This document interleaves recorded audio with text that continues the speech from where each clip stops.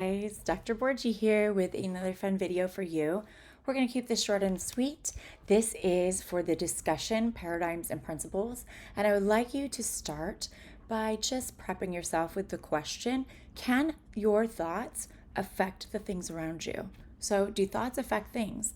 And this is a question that I've always had, and I think I figured out the answer for myself, but I want you to figure out your answer for yourself because if you've never really thought about it, I want you to really think about it now. So this relates to the material on paradigms and principles from the 7 habits. And I'm going to quickly go over what that is, and then we'll dive into watching these videos and processing what they are about. So I would like you to, when I tell you to pause and watch a video, pause the video, pause this video, go watch that video, and then come back, watch a little more, and then I'll tell you to watch the next video. Okay, that's how this is going to work. And paradigms are basically ways that we see the world. So it's like putting on a pair of glasses and looking through a lens that colors everything. So some people are money centered. So everything that they look at has a dollar sign on it. And if they look at people's value, they judge them by how much money they make. Some people judge others by other qualities, but some people are friend centered. So they see things only the way that their friends see it. They think about, how would my friends think about this before they make a choice? Some people are boyfriend or girlfriend or relationship centered, husband, wife. And it's like they have to check in with their husband, wife, boyfriend, girlfriend before they do anything. They're always thinking about what that person would do or think of what they're doing. So basically, they're making all their decisions based off of whatever paradigm they're wearing as sunglasses or regular glasses at the moment. And the 7 Habits book says, okay, paradigms are fine, but it's not really the way you should live your life. You should be living your life with values, with a set of values or beliefs that guide the way that you think and guide the way that you make your decisions. Because if you just make your decisions based off of these paradigms that you have, whatever they might be, and I really challenge you to read that chapter in the book so you can see all the different paradigms that exist. There's so many ways that people basically change the way that they act, think, feel, and believe based off of their current paradigm. And you can have a paradigm shift at any time, meaning, let's say you're a boyfriend centered girl and everything you do is for your boyfriend and about your boyfriend. But then you realize that your boyfriend's a jerk and he's cheating on you with your best friend. And then you're like, you know what? I don't want to deal with him anymore. I'm going to break up with him. And now you have to find a new paradigm. And so if you're a paradigm centered person, your life is going to be fluctuating quite a bit as you find out new information and have to change your paradigm constantly. So paradigm shifts mean you have to change the whole way you look at everything every single time you get a new paradigm, which is inconvenient. And it also means that you're going to make a decision at one point where you have this paradigm, and then later on, you might make a completely different decision if you're faced with the same choice because now you're in a different paradigm. So instead, the 7 Habits book says that you should live your life by values or principles. And those are things that are they're guiding principles that help you make good choices. Now, your thought process has to be pretty clear in order for you to make a good set of values. You have to know who you are. You have to know what you want and what you stand for. So, do thoughts affect things? And how can they affect us? And if we have clear values, are we going to be more stable people that have a better, more sound thought process and make better choices? Because we're not making our choices based on the conditions of right now. We're making choices based off of who and what we believe in, who we are, what we believe in, how we want to be, how we want to live our lives. And when we're faced with difficult decisions, we are able to determine what's most in line with our values and make those good decisions. So, do thoughts affect things? What I want you to do now is take a moment and watch the first video. It is from a movie called What the Bleep Do We Know? And basically it's about an experiment from Dr. Masura Emoto, who is a Japanese scientist who studies the molecular structure of water. His theory is that thoughts affect water at the molecular level. He uses a special microscope called a dark field microscope to study the molecular structure of water and how it changes after people read messages written on water bottles. These are just regular bottles of distilled water, like this, just distilled water, regular old water. Maybe not Fiji water, but Fiji water is kind of extra.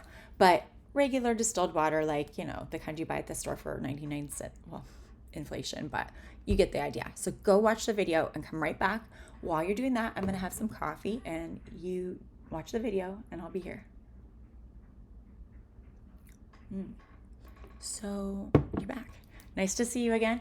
So I hope you enjoyed that. You might have to watch it twice because it's a little confusing, but basically the idea is that the molecular structure of water is changed by the people reading or interacting with the message on the water bottle. So this affects their thought process, supposedly, and then that thought process affects the water and changes the molecular structure of the water. So the question then becomes, if this is true, then how does that affect you at a molecular level? Because your body is more than half water. I have a scale where I can weigh myself, and it has a way to check how much water you are, like the percentage of water in your body. I'm currently about 60% water, which is more than half of my body. So if I'm thinking negative thoughts, how is that affecting me? If I'm thinking positive thoughts, how is that affecting me? And do you believe that this is a thing? Is this true? So a lot of people were like, you know what? We don't believe Dr. Emoto. They tried to replicate his experiments, meaning they tried to redo the experiment and they couldn't do it. They were like, Dr. Emoto must be somehow affecting the results, or maybe this isn't real and he's just trying to make us think it's real. And people said it was pseudoscience. They didn't believe him. This was his life's work and he was very upset. And so I want you to take a second and check out his results video. So that's the next video. You'll see that positive thoughts and blessings from Catholic priests, Mozart music, Beethoven make beautiful crystalline structures, whereas messages like I hate you, I want to kill you, heavy metal, and some other things really make these ugly blob things. So go check that video out. You gotta see it to believe it, and come back. Go on, watch it. All right, so you watched it, right? Right? Go watch it if you didn't watch it. Even if you didn't watch the whole thing and you just watch like a couple seconds of it, you can see the difference between the positive thoughts and the negative, or I should say the positive messages and the negative messages. So these are the results that Dr. Emoto got over a series of experiments. So it wasn't just like one experiment he did. It was like a bunch of different experiments. He would study the water and he was like, there's a clear difference between positive messages and negative messages and the effect that they have on the water. And, you know, I don't know that we can fully interpret what those structures mean, but there's some intuitive part of me that's just like, I would rather have a crystal beautiful thing inside of me when I'm thinking positive thoughts than have these blobby, ugly things inside of me when I'm thinking negative thoughts. And so if thoughts really do affect my body and the water in my body on a molecular level, maybe I should be paying closer attention to the thoughts I'm thinking. So do thoughts affect things? Well, I mean, water is a non-living thing, and it seems to be affected somehow by the interaction between me observing a message written on a water bottle and the water inside of it. But how that message is somehow affecting me and I'm affecting the water is kind of unclear. How do we really know? Maybe it's thoughts, but maybe it's something else. Maybe it's emotion, or maybe it's a combination of thought and emotion. So those are my thoughts, but you come up with your own opinion. Now, Dr. Emoto had a lot of, haters that were like, we don't believe you. This is bull. We don't like your experiments. We think you're lying, making it up, fudging results. And he answered by saying, well, I'm going to come up with a different way to show you, a way that you can easily replicate, meaning you can do it on your own anytime. So I want you to take a second. I want you to watch the next video, which is the rice experiments, where Dr. Emoto found another way to show what he was trying to show with the water. So his life's work on water, and then he was like, you know what? Let's do it with rice. So go watch that video.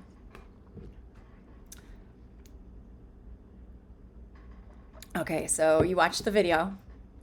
It is powerful stuff. So one thing, and especially something he says at the end, where he's concluding what he believes we can take away from the experiments, is that when we say positive things to the rice, it thrives.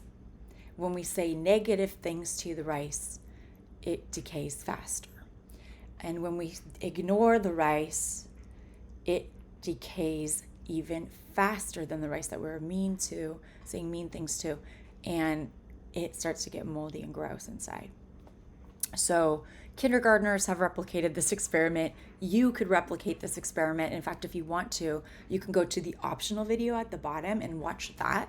It will show you examples of how people have replicated the experiment, and you could try it at home. I've had some students who have actually tried this and come up with the same results, and I'm curious if you do decide to do it throughout the term, if you could just update us and let us know how it's going once in a while, show some pictures. That'd be cool. So anyway, what he takes away from the experiment is that if children are exposed to parents who are kind and nice and say positive things to them, then they're going to grow and thrive in a positive way. If children have parents who are mean to them and say cruel, horrible things to them, then they're going to have a harder time, because obviously what's happening inside of them is mirroring what we're seeing in that rice that was talked negatively to. But the worst thing of all is if people are neglected or ignored. So babies who, there's experiments on this that can corroborate this information, that if babies are neglected, meaning they're not held, touched, or loved, they will actually die. So babies who are not touched, loved, or interacted with will die as a result. And they have famous experiments about this, where they had orphanages where they tried to find, have machines take care of the babies and those babies did not live. People need other people. We need human touch. We need interaction. So that's why being ignored or neglected can be the worst thing for us. And so I want you to think about this now as you interact with other people. You have the opportunity to give people positivity, and you have the opportunity to give that to yourself, because you're an adult and you're not relying on your parents to take care of you anymore. You have to take care of you. And so the things you're thinking in your head, if they're negative, what are you doing to yourself? If the things you're saying to yourself are positive, then imagine what you can do for yourself to help you grow and thrive. Now, it's up to you if you want to believe this information or not. You could go double check my sources. I will absolutely put up some of the other experiments done by Dr. Emoto, and maybe I'll even find that experiment on babies who were, nurtured by machines that passed away. They didn't know that was what was going to happen. But now we know, and those experiments are not allowed to be done anymore, because we know that people need human contact to survive and to thrive. And so if you're feeling like you're disconnected from other people, from the universe, from society, from yourself, now is the time to make a change in your life and think about the process of your thoughts. Are you thinking positive things? Are you feeling positive? Are you thinking negative things? Are you being mean to yourself? Are you saying things in your head that are hurtful? And if you are, it's time to stop, because you're getting in your own way of success by not thinking positively about yourself, by not giving yourself the kindness and love and respect that you deserve.